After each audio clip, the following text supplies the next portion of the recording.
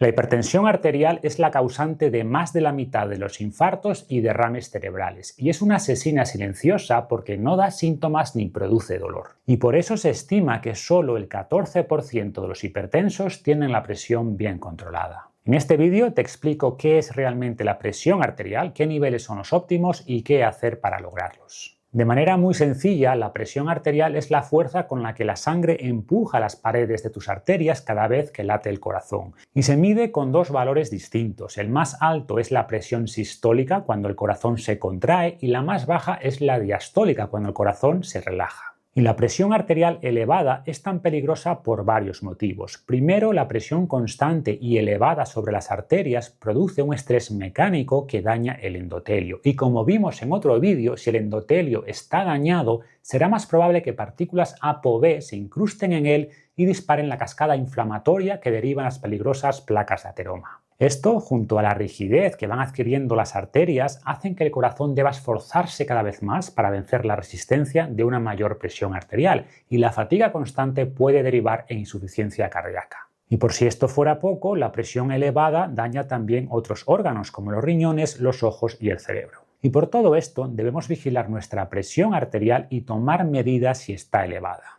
¿Y qué valores de presión arterial son recomendables? Pues hasta hace unos años se consideraba normal tener hasta 140/90, es decir, 140 de sistólica y 90 de diastólica. Sin embargo, en 2017 se redujo este umbral de normalidad hasta 120/80. Y el motivo fueron varios estudios como el SPRINT. En este estudio se trataron a pacientes hipertensos con dos enfoques. Uno estándar, para colocarlos por debajo de 140/90, que repito, era lo que se consideraba normal hasta entonces, y otro más agresivo para reducir la presión arterial hasta 120/80. Y en pocos años se observó una mortalidad un 25% menor en este segundo grupo que redujo más su presión arterial. Y algo muy similar se observó en un estudio posterior en personas diabéticas, y en este caso las que redujeron su presión arterial a 120/80 tuvieron un riesgo un 21% menor de mortalidad durante los siguientes años respecto a las que se quedaron en 140/90, repito, lo que antes se consideraba normal. Por tanto, es muy importante que te midas la presión arterial con frecuencia, y por desgracia la mayoría de personas solo se la miden una vez al año en las revisiones médicas o ni siquiera eso. Además, cuando estás en la consulta médica sueles estar algo más nervioso, lo que puede falsear el resultado de la medición y derivar en lo que se llama hipertensión de bata blanca. Lo ideal sería tener un dispositivo como este en casa, que está validado clínicamente y que te permite tomar medidas frecuentes. Y esto es especialmente importante si tienes la presión elevada, porque te va a permitir comprobar si las estrategias que estás usando y de las que voy a hablar ahora te están funcionando.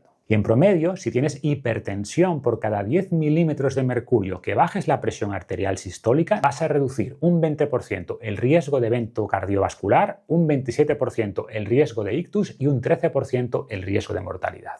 Si la mides en casa, revisa bien las instrucciones, porque cambios pequeños en la posición del brazo o si cruzas las piernas o no al estar sentado pueden influir en las mediciones. Y tampoco creas que cuanto más baja, mejor. Como en casi todas las variables fisiológicas hay un rango óptimo, y tan malo es estar muy por encima como muy por debajo. Según los estudios, el rango que se asocia con menor mortalidad de la presión sistólica está entre 105 y 120, y para la diastólica entre 75 y 80, con pequeñas variaciones entre hombres y mujeres. Y ahora que ya conoces la importancia de mantener una buena presión arterial, vamos a ver cómo reducirla en el caso de personas hipertensas. Y si tienes sobrepeso, la primera recomendación para reducir la presión arterial es perder grasa. Las personas con sobrepeso tienen el doble de probabilidades de ser hipertensas, y el riesgo en personas obesas se multiplica por 4. Cada kilo perdido puede reducir de media 1 milímetro de mercurio de presión arterial, por lo que si pierdes 10 kilos vas a reducir más o menos 10 milímetros de mercurio. Y cualquier dieta que te ayude a perder grasa tendrá un efecto positivo en la presión arterial, pero algunas dietas parecen especialmente efectivas.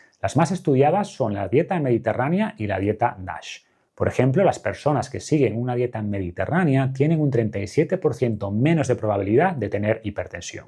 Y como siempre, debemos centrarnos en la dieta global, pero hay alimentos específicos que tienen un efecto especialmente marcado en la reducción de la presión arterial. Por ejemplo, el aceite de oliva aporta ácidos oleicos y distintos polifenoles que han demostrado ayudar a reducir la presión arterial. Las verduras de hoja verde, como espinaca, acelga, kale o rúcula, y también muchas frutas, son ricas en potasio, que evita los problemas asociados al exceso de sodio. De hecho, aunque tradicionalmente se ha puesto el foco en reducir el sodio, varios estudios proponen darle el mismo peso a elevar el potasio a través de los alimentos adecuados, ya que esto podría tener un efecto incluso mayor en la regulación de la presión arterial. Además, en la práctica suele ser más fácil aumentar el potasio que intentar reducir todavía más el sodio. Dentro de los alimentos más ricos en potasio destacan el aguacate, el plátano, la espinaca, la acelga o el salmón.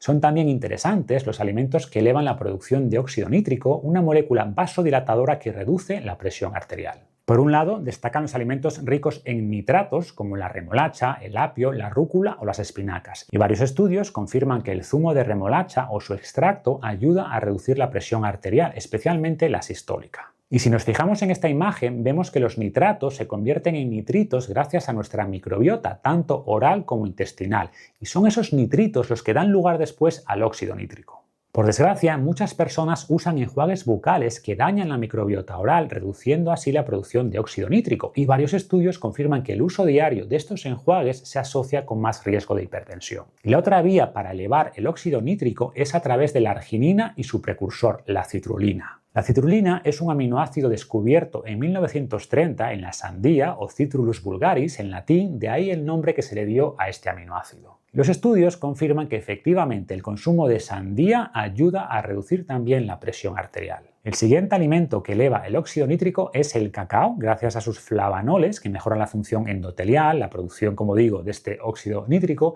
pero debes obtenerlo de cacao en polvo o chocolate muy negro, de al menos 80% de cacao. Y más allá de nutrientes concretos, muchos de estos alimentos que he mencionado son ricos en fibra, desde verduras a frutas, legumbres, cereales integrales, y la ingesta de fibra también ayuda a reducir la presión arterial. Y si te estás preguntando cómo impacta el café en la presión arterial, tengo buenas noticias. A pesar de que la cafeína pura eleva la presión arterial, el café es mucho más que cafeína. Aporta decenas de polifenoles como el ácido clorogénico que mejoran la salud cardiovascular y contrarrestan el efecto de la cafeína. Y en general, el consumo moderado de café, de entre 2 y 4 tazas al día, se asocia con menos riesgo de hipertensión, así que no es algo que nos deba preocupar. Y para terminar las recomendaciones de nutrición debemos hablar de la sal. Como regla general, el consumo de sal eleva la presión arterial, aunque en unas personas mucho más que en otras. Por ejemplo, en un estudio reciente se observó una reducción promedio de 4 mililitros de mercurio al pasar de una dieta alta en sodio a una dieta baja en este mineral, con una ingesta de tan solo 500 miligramos de sodio al día. Y aunque vemos que la reducción promedio de la presión arterial es pequeña, si tienes hipertensión sí sería recomendable limitar la sal o, como vimos antes, elevar la ingesta de potasio que ayuda a excretar el sodio. También es verdad que si sigues una dieta basada en comida real no tendrás que preocuparte mucho por la sal en los alimentos, pero si te cuesta no añadir sal a las comidas, podrías probar un cambio sencillo que sería reemplazar la sal normal por sal baja en sodio. Estas sales reemplazan parte del cloruro de sodio por cloruro de potasio, mejorando el ratio de estos dos minerales. Varios estudios analizaron el efecto de este cambio y aunque la reducción en la presión arterial es pequeña, hablamos de unos 3 milímetros de mercurio en la sistólica y menos todavía en la diastólica, sí se observó una ligera reducción de la mortalidad y los eventos coronarios. En cualquier caso, hay que tener también cuidado con el potasio, porque ingestas elevadas pueden traer problemas, igual que con el sodio, especialmente en personas con problemas renales. El siguiente gran factor para reducir la presión arterial es sin duda la actividad física. El sedentarismo daña el corazón y eleva la presión arterial. El simple hecho de pasar menos tiempo sentado produce ya reducciones medibles en la presión arterial. Pero para reducirla todavía más tenemos que entrenar, tenemos que hacer ejercicio y un estudio reciente analizó el impacto de distintos tipos de ejercicio en la presión arterial. Y este estudio concluyó que cualquier tipo de entrenamiento reduce de manera significativa la presión arterial, pero el HIIT fue el que tuvo menos impacto. El siguiente con menos impacto fue el entrenamiento aeróbico, más efectivo que ambos fue el entrenamiento de fuerza, más efectivo todavía fue el entrenamiento combinado que incluía fuerza y aeróbico, pero el más efectivo de todos fue el entrenamiento isométrico, es decir, ejercicios sin movimiento. Y la verdad que me sorprendió el resultado, pero debemos también ponerlo en contexto, ¿no? En el sentido de que aquí se estudiaban ejercicios aislados, cuando lo que nos importa en realidad es el entrenamiento global.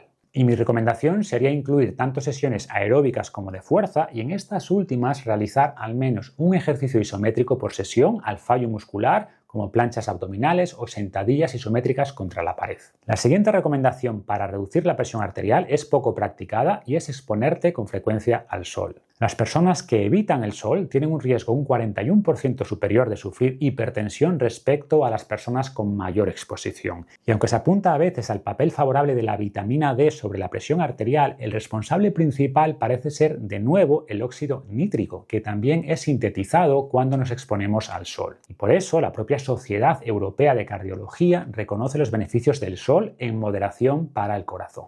Y dejo para el final un factor de riesgo que tendemos a ignorar cuando hablamos de salud cardiovascular o hipertensión y es el estrés. El estrés psicológico activa el sistema nervioso simpático que nos prepara para la lucha o la huida. Casi todas las fuentes de estrés en nuestro lejano pasado eran físicas y seguimos respondiendo al estrés preparándonos para la acción y parte de esa preparación es elevar la tensión. Y esta respuesta de estrés no es mala de manera puntual. De hecho, el ejercicio eleva mucho la presión arterial de manera inmediata, pero hemos visto que la reduce después en reposo. Sin embargo, cuando sufrimos estrés o preocupaciones constantes, la presión arterial se mantiene elevada todo el tiempo y aquí es cuando daña las arterias. Por suerte, podemos mejorar nuestra capacidad de lidiar con el estrés y es lo que nos enseña, por ejemplo, el estoicismo y otras filosofías clásicas. Y por supuesto, las terapias cognitivo-conductuales modernas pueden ayudarnos también a regular la presión arterial al reducir las emociones negativas y poner nuestros problemas en perspectiva. Y lo mismo podemos decir de la práctica de la meditación o el mindfulness, que a través de la respiración y la atención plena calma el sistema nervioso simpático y reduce también esta presión arterial. Y aplicando las recomendaciones anteriores veríamos una reducción marcada en la presión arterial y por tanto también en nuestro riesgo coronario. Y si todo esto no fuera suficiente, podríamos valorar por supuesto el uso de algunos suplementos que pueden ser efectivos o también fármacos, pero esto lo vamos a dejar para otro día si hay interés. Suscríbete al canal de momento para no perderte ningún vídeo y nos vemos pronto.